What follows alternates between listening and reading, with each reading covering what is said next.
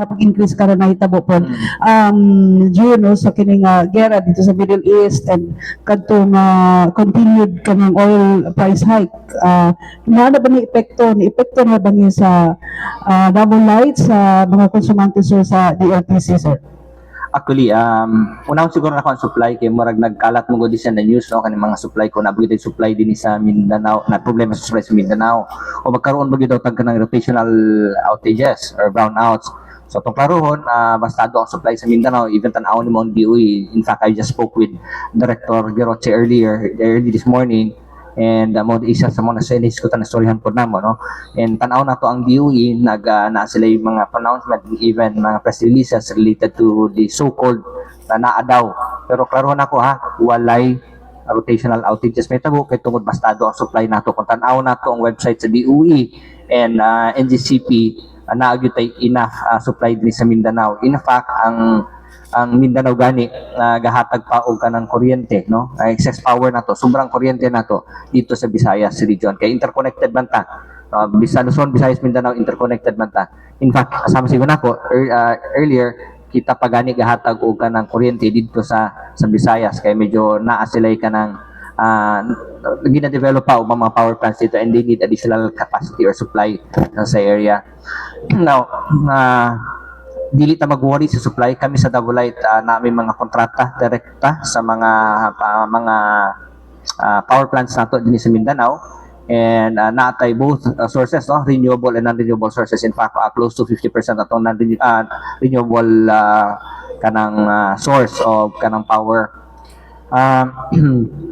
So, natin bilateral contracts and napay USM na ginatawag nato. So, ang USM is mo na siya, even without bilateral contracts or kontrata, pwede ka mo palit og kuryente if needed or kailanganon sa usa ka lugar o sa ka utility kay tungod saka ang demand sa iyahang lugar. So, dili kita mag-worry anang supply. Atong klarohon, no? Daghang nagatuyok karon ng mga, nag-circulate karon ng mga sa social media na naaday rotational brownouts. Again, klaro na mo, wala na siya. Bastado ang supply sa Mindanao. Kami na may mga sa Double Light mismo, baliko na ako, adto na may mga kontrata direkta sa mga power plants nato na putay WSM na makuhaan. So far no, wala tay problema sa supply. Now, adto ta dito sa inyong issue or mga inyong ipangutana earlier. Anabay klaro sa nako na wala pa gyud actually rate. Kaya ang rate nato mogawas ni sa probably wala naman ta karon no. April 8 tama? April 8. So most likely mogawas na sa sometime next week siguro. 15 or 16. But based sa mo simulation, dili pa ingana ang murag wala kay impact ang panghitabo din sa Middle East sa presyo sa kuryente.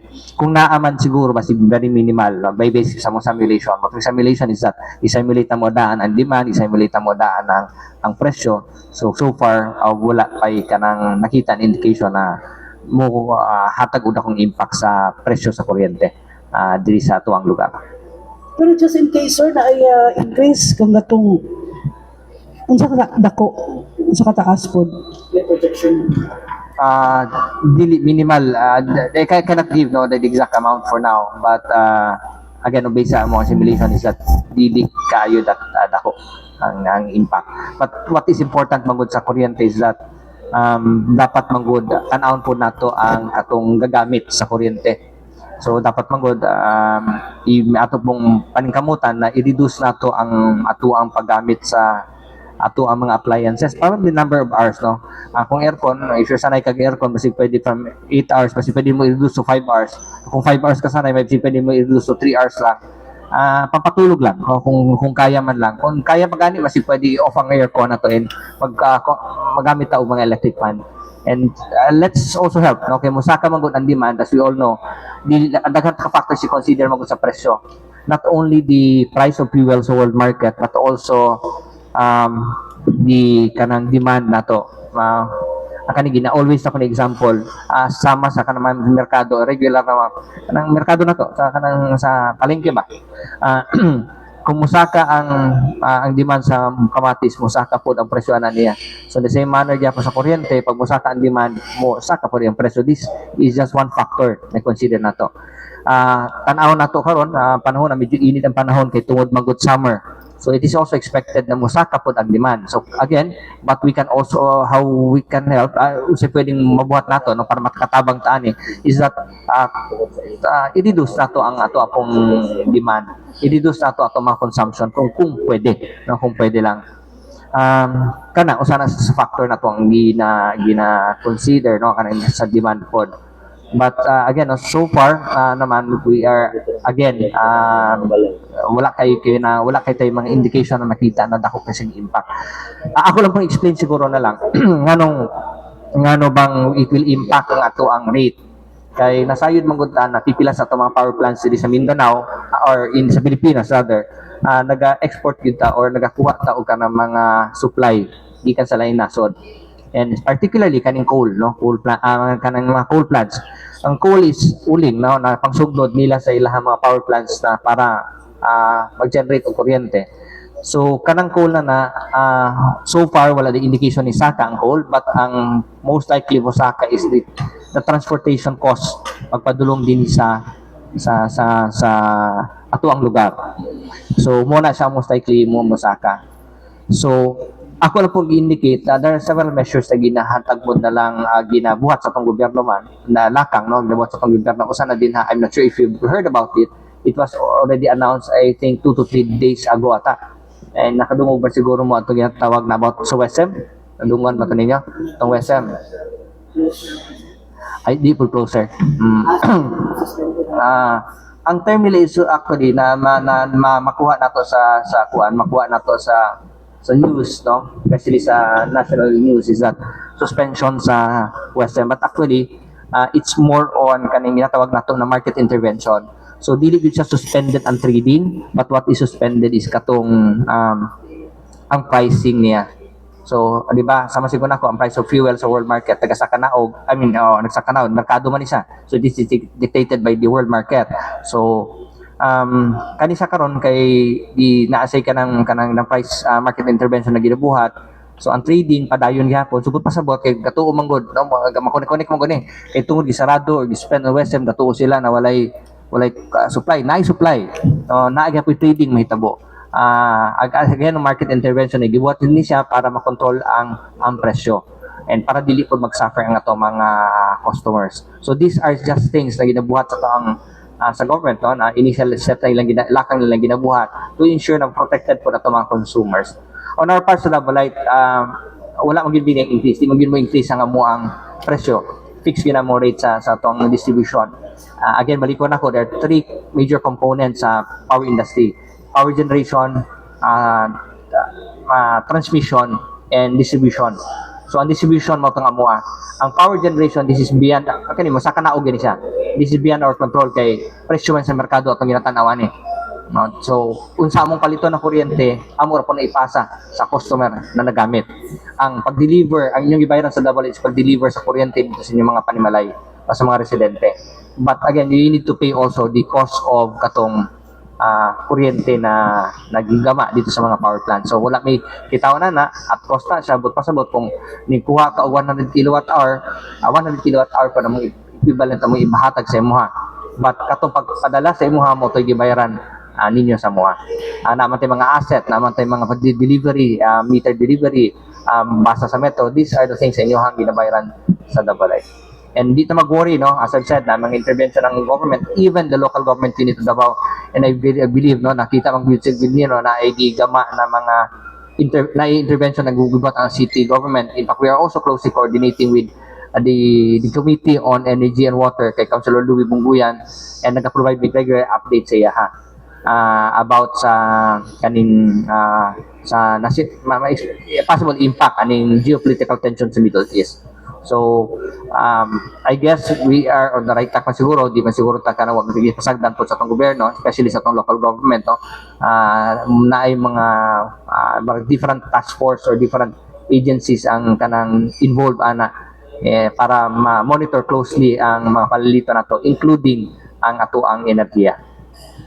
Thank you so much. No nga last kuno na natay mga oil price increases karon no, which is isa po na sa tuang component po sa tuang power generation po, particular ka na inyong ginakuhaan karon sa Mako and nasipit ka ng inyong diesel power plant. Usaba, given din na itaas ang atong inflation by 4.1% by March. Usa ba ang projected yun na increase ninyo ana with that scenario? Sir, kasama siguro ako, I cannot give you that rate now, okay? Kasi kaning kuryente niyo ginagamit karon every minute kasaka naog na siya ang presyo ani niya. So it's really hard to determine for now no ang kanaganing ato ang presyo sa kuryente depende yun at a given period of time kung papalit nimo. Mo na siya makita niyo nato no. Akong klaro na makita ninyo starting January or even previous years makita ninyo sa kanaog yun na month to month wala yun ay bulan na magkaparehas na sila. Nay usahay ubos by 30 centavos but the following month isa ka by 50 centavos by the following month na po sunod bulan na po din ubos by 60 centavos then sunod na bulan na po din isa ka sa by 10 centavos so ana na siya sa kanaog na siya so unsay dapat natong tanawon kanong dimension early ni sa Arman about kaning sa nisipit og sa kaning Mako these are kaning mga planta nagagamit og fossil fuel. But kani sila mga fossil fuel last lang yun ni sila mga bunker fuel last yun sa ginagamit no last na sa gina-dispatch kay tungod man gud kana sa medyo mahal man gud pagpadagan ana so min ka glass is that naa kay renewable na nga barato naa kay it could be hydro geothermal depende no sa sources nimo na po kay coal plant so kana siya ginatan-aw nato na siya and gina-monitor nato na siya closely and kung asay una natong gamiton ang usually gina-dispatch gyud nato na usually ang by default yun no yung dispatch ko na to din na okay dispatch is ilabay sa grid para magamit ginalabay na to din na usually or ginagamit na to usually by default is that ang pinakabarato na kuryente now on the part sa double light na may system na may kanang program no kay every minute sa kanaog ba na siya so naay pa na mugingon among system sa mua na best time to buy karon sa Western because barato siya and that's the time mo we dispatch sa mo tong WSM ana na siya so kana pong kasama siya ako katong i-mention ni sa Arman is that more it's the last kanang ginagamit lang na siya kung adunay problema sa voltahe in kung naagi major power outages saka na siya ginapadagan okay na mga mura na siya kung hotel pa muna siya mga genset nato di ba natin mga genset na dagko and as by default asa man nagkakuha ang hotel for example karon ginagamit yan na kuryente by default it is coming from double light no kami nga supply ana karon or kami ang distribute og kuryente ana karon pag mapalong ni siya karon mo shift na siya to the katang genset nila and kana again no that's expensive you do only use that kung wala kay makuhang kuryente from us that's the alternative for example an establishment like this dili man ka pwede mag-operate wala po kay genset it is because naman kay mga bisita no, so dili po ta karon for example presscon off ta kuryente definitely wala gitay magamit so we cannot run this presscon kung wala tay kuryente no so ana atong pasabot ana sir Okay. Nasa na sir mo. Last week nagpagawas og statement ang Davao City Government with regards to the shift sa ilahang bus na ilang gamiton na atong EV bus nila. Napay coordination si Davao City with regards to the infrastructure on the charging stations. Nanay initial talk ato before. Na may initial talk ana kana mga about EVs not only with the city government but as well as mga kanang card distributors diri sa or dealers diri sa Davao because ang ilang mong concern is that mag-isip sa market sa ilang kanang mga EVs nila or electric vehicles nila kung wala po kay makuhaan na kanang wala charging station. But actually, imong balay sulod di charging station. Except that kanang charging station mo sa balay, kinahanglan na siya mga adapters, no? Or adapters. Gilit lang na siya kanang fast charging. So, it takes time. For example, 6 to 8 hours na siya bago ma-fully charge. So, mo nang uban, muli na sila para ma-charge nila. For example, in our case, naman may mga EVs po. In fact, we are one of the first na nag-change of EV fleet, no? Na may duha ka van na EV, isa ka kanang pick-up na electric vehicle. So, lain ng brand na depende po sa mga requirement. So, namin nag-set up yung sarili namang charging station sa mga opisina. So, kaning umang charging station na nagipang set up ani sa mga malls depende po sa kinsa ilang ka-deal na mga nga brand. So laylay po na siya brand. So I cannot actually speak on behalf in their behalf, no, but this is just kanang makita niyo sa current situation na to. Nanay mga EV charging station yun. Mga malls ito nga required na sa mall. I think it is required Isa lang sa mall. ang mall na nag-provide ng EV charging station diri. Murag Si Lanang Rata. naapod din sa Bada, sir. Naapod sa Bada. And I think also kaning the other Bada closer din sa Tua, sa hotel na ni that nagasugod na po sila o kanang install. I think it is required. Di lang ko nasayod if it is free or not, but considering na medyo presyo karon sa kuryente, I mean, everything mura kinahanglan mabayaran na karon, but na siguro initial agreement with the EV with the EV kanang company. Basi na sila mga deal din na or ex-deal din na sila no, but naana, and even I think sa committee on not on NDG but committee on environment kay Councilor Teco Campo, and I think they are drafting a Resolution. resolution regarding anang EV charging station and the kaning e-mobility di sa Davao City. Nana sila mag-identify at na areas for the technical side mo to gina-coordinate na sa mga. So, city government dapat ang mag-initiate ani na mag-put up or mag-install og mga EV charging stations. Ang Dili ang kinahanglan tayo mga investors sana sa kay because kailangan kay mga investors sana. The city can also work on it, no? Pero on the part of government, wala ba balak na mag-invest for this, sir, no? Since this is also a parang murag booming business karon, no? Kay since mahal ang diesel, mahal na po ng gasolina. Kami magod, we are a power distributor. So what they require from us is the technical kanang knowledge, no? Mukuha na sila sa mua, diri may mabutang and mo niya mo requirement and can you supply that? Can you supply this? So daghan mig kanang mga nagduol na pud sa mua and na sila mga areas kung asa nila gusto ipambutang. But again, that's not sir, that's the business side mangod and it is investors mangod. As I've said, on our part, we just Supplier provide lang gid mo. we just provide the technical expertise now. And the supply of the electricity, mo ra kina inyo. Yes. Kay lain na requirement per EV. Hindi pwede, sir, na si power distributor may mong quantum mo install ana. Allah mangod ang mga industry, sir. So we are heavily regulated as well. So that's it can probably, but it needs probably studyohan og tarong bago sila ta maka-provide ana. But for now, what we are doing is that we provide technical experts, no, para sa mutabang sa kani mag-invest og kani mga EV charging stations. Okay.